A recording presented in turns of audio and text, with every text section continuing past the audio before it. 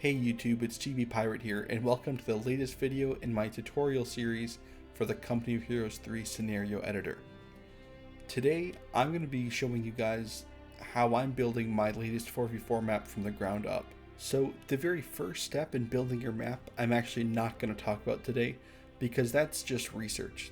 That's looking at a specific geographic area, it's looking at a specific battle, looking at a specific unit, all the sort of stuff that you really just need an internet connection for, or a library card. The map that you're going to see me work on today and in these next few videos, I've actually been working on for a while, and I was really excited to hear that the Greyshot guys are putting together a 4v4 map making competition, so I'm also going to be submitting this map for their competition. So because I'll be circling back around to the research portion of your map making process later on, right now I think the important thing is to start with your map size. Because I'm making a 4v4 map, I know that I'm going to need a big map. But how big?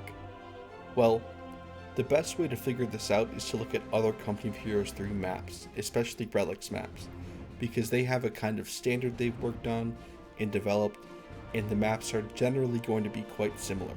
So I've gone ahead and looked at both Winterline and Mignano Gap, and if you've seen my previous video about my map Tunisian Pass, you'll kind of be familiar with these numbers, but I like to break the map down into 3 different numbers. So the first number is your terrain size, the second number is your playable area, and the third number is your combat area. So the terrain size and playable area you're going to input when you create the map, and that can be edited afterwards, and I went over that in my previous tutorial videos. But the combat area is something you adjust with the interactivity layer, and I also went over that in my previous tutorial videos, and also the principle is the same in Company of Heroes 2, so you can always watch a CO2 map making tutorial for that information. But basically, Winterline is the biggest map we have, and Mignano Gap is a little bit smaller, and I think I'm going to be somewhere in between, but generally larger in the overall area. So I'm definitely taking a few pages out of my first map, Tunisian Pass, and I'm going to be putting players in a corner. My map is going to be an equidistant square, and I'm going to have the center line of the map be the diagonal that cuts through the middle of it, and I'm going to put my victory points and resources around that line in a balanced manner, because I am making a competitive map. I want, eventually, if Relic wants to, I want them to be able to put this map into the auto match rotation. I want 4v4 tournaments to play this map, and I'd love to play with the Angry Bears on this map, and maybe for years to come. So with all this information I've already got in my brain, I know exactly what I want to do. I'm going to open up the editor. I'm going to go to create a new mod. I'm going to click on scenario because I'm making a map in the scenario editor. I'm going to name my project, and just to keep things simple, I like naming the scenario name and display name. I like keeping those the exact same just to minimize confusion and potential errors in files, and also as I go around juggling things, I'm not messing things up. I'm going to go to the advanced tab. I'm going to leave everything alone here. The chunk size, the blueprint, scenario type, that's perfect. But here I'm going to change my terrain size, and I'm going to go all the way down to 864 by 864. My playable area, which is I'm going to make that to 704 by 704. So I'm making this slightly larger than both the existing 4v4 maps, and that's on purpose. I want to have a little bit of extra space to work with. I'm going to go ahead and click OK after giving myself 8 players. Here it's going to let me put my map in the folder I've created for my Company of Heroes 3 maps. And that can be anywhere. So now loading up, you're going to get this screen. And first off, I'm going to go ahead and get rid of what I don't need. I want to make that render window as big as possible. So I'm going to slide that over, because I really don't need that right now. And my first step in setting up my map is figuring out the teams and the player distribution. So I don't know if this is totally necessary, but I'm just doing this the Co2 way, where players 1 through 4 are the Allied side and 5 through 8 are the Axis side. And then in a little bit here, you're going to see me kind of maneuver the starting positions in map entry points and everything. I'm going to move those around so they're split team by team.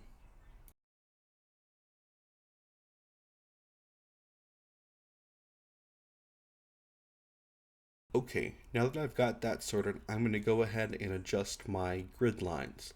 I'm going to go to Scenario, Settings, and I'm actually going to go to Scenario Settings. There we go. I'm going to scroll down until I find grid units under the overlay folder. And right now they're set to 64. And usually I keep it at 32, but this is to give me some bigger lines to work with in the very beginning stages. Now you can turn this on by going to Scenario, Overlays, Grid Lines, or clicking on the button in your top bar there. And then here you can see the territory map has already been created by default. But to strengthen the power of the overlay, I'm going to go to the impasse editor and use the slider here. And now you'll see when I deselect, the grid lines come back and they're much more defined. They're very clear to see. So this is something, if you're having a hard time seeing precisely where things are, especially later on as you're adding splats and splines, you can always go ahead and adjust that setting. But keeping it around the middle is usually pretty acceptable, pretty adequate. Next, I'm going to lay my soft map edge, and this is eventually going to roughly correspond into the interactivity layer. So I'm going to right click on my scenario, I'm going to add a folder, title it soft map edge, right click, add spline, and then on the spline I'm going to right click, add strip component. You can also add a strip component spline directly from the object browser in the very lower window. I'm going to right click on the strip component, I'm going to scroll down to gray box, and in an homage to Co2, I'm going to open the default road red 4 meters. And I'm going to go ahead and set the width to 4 meters, and then right click on the tiling and set the default.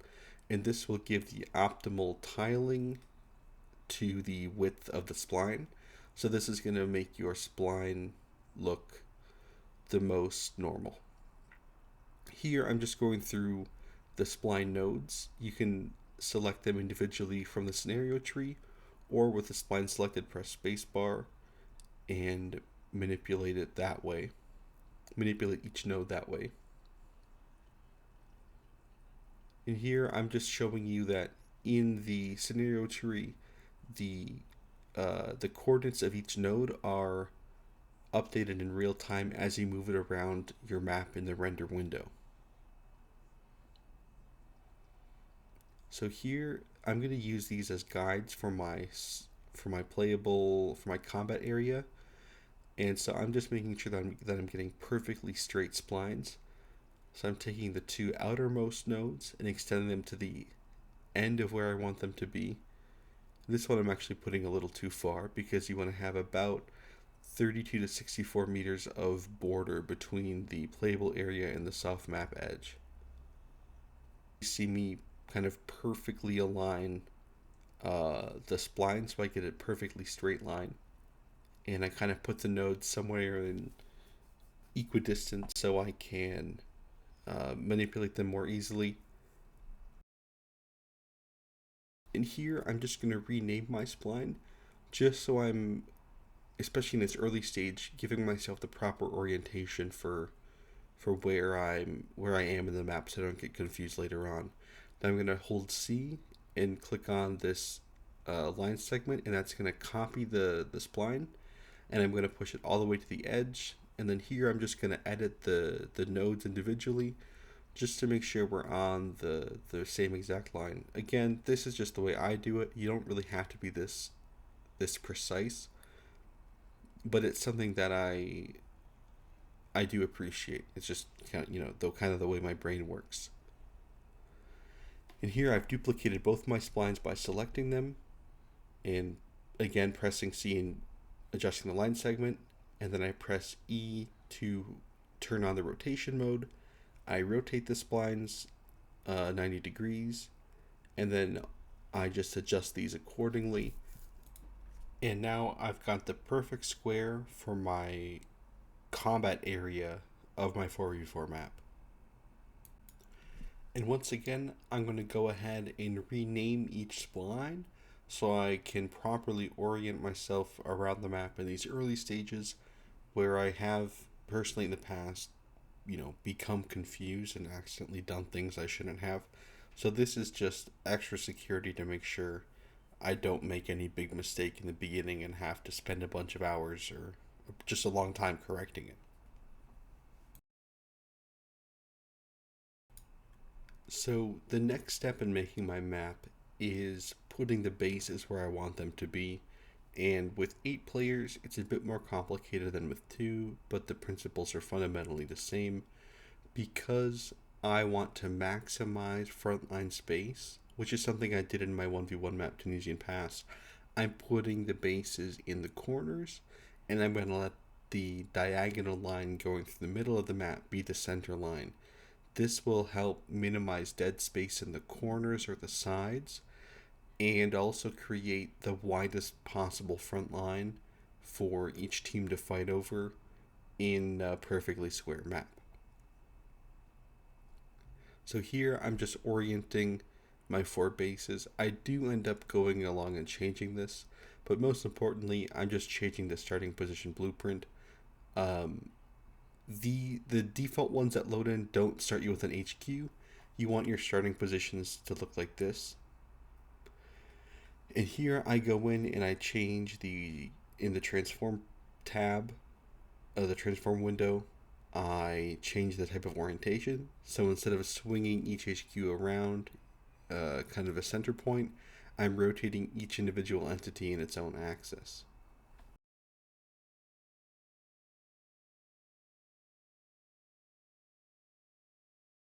And here I'm just moving the map entry points just outside the combat area that I will paint in the future. These aren't so important to place down right now, but it's just an extra step later on that's super important because you don't want your off-map unit just suddenly appearing in your base sector. And everything you just saw, I'm going to do again on this side. And there you have it. I've got my 2 bases set up. And right now, I'm going to go and add another folder where I'm going to put my first territory points. And I'm going to start out with the victory point. So right now, I'm going to bring up this window here a little bit more just to give myself more viewing space in the object browser. I'm going to go to EBPS, gameplay, strategic points, victory, and I'm going to choose territory victory point. And in this map, I'm going to use the standard 3 victory points, and I'm going to put the middle one at exactly 0, 0, and I'm going to put the other 2. Right now it's not super important, but kind of off to each side, but also along the center line. An alternative victory point layout will put 1 victory point on the center line, and then the other 2 will be kind of equidistant from each base. Or they'll have a biased side, and then they'll be kind of the same distance from the safe. They'll be the same distance from their team's base on either side. I can't articulate it exactly, but it's basically giving each team a safe VP, and then they kind of fight over the middle one. And generally, those will lead to longer games, but I could change things, but I'm kind of going for that very symmetrical map. Here, I'm just going to go to territory, initialize Veroni, and as you can see, because I've moved the starting territory team entities around, the map is now split down the diagonal. And now, as you can see, I've got the very basics of a Company of Heroes map laid out. 2 bases, 3 victory points, we're good to go. Thank you for tuning in, everyone. In my next video, I'm going to be talking about the height map editor, so if you want to see more, be sure to like and subscribe and hit the notification bell. As always, if you have any scenario editor questions at all, feel free to leave them in the comments and I'll respond. And you can also join the World Builders Discord. I'll have the link below in the description. And in there, you can hang out with a bunch of other map makers and answer questions and ask questions there as well. Thanks everyone. Take care.